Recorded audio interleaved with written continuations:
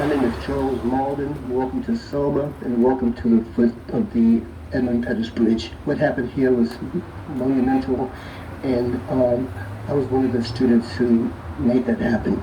I was number 6 in line behind John Lewis and Albert Turner, and we began to march across the bridge on Bloody Sunday, and when we got sort of past the crest of the Edmund Pettus Bridge, we saw just a phalanx of state troopers and posse.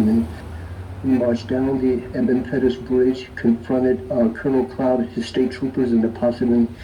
Colonel Cloud said, "This is an illegal gathering. You have 2 minutes to disperse and either go back to your homes or back to your churches." As we began to kneel down to pray, the state troopers took their billy clubs. They crowded us in and pushed us back.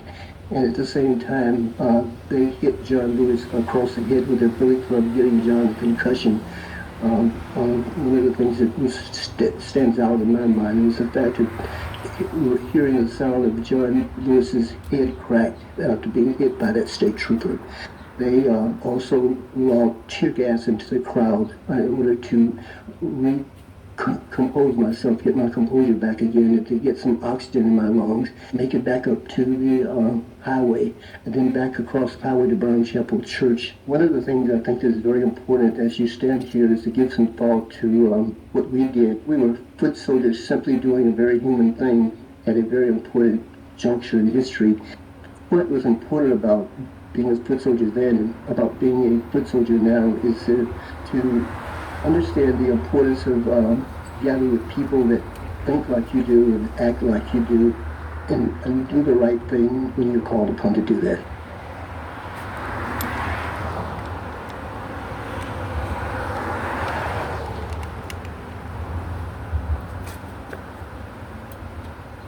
Hello, my name is Lynda Lowery.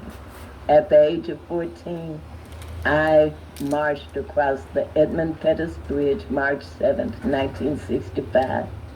When we crossed the bridge and was told we were an illegal assembly, had 2 to 3 minutes to disperse and go back to our homes, I didn't get a sense of real fear until I was kneeling and heard the gunshots.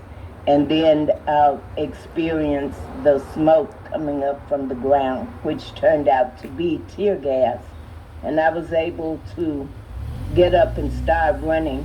And this person who turned out to be a sheriff's deputy was running behind me, hitting me. I fell down, and an Alabama state trooper kicked me so hard, I came up off the ground. And next to him was a sheriff's deputy.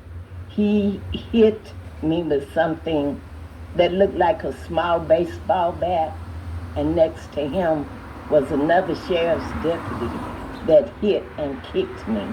I was 14 years old. I wasn't a threat to anyone.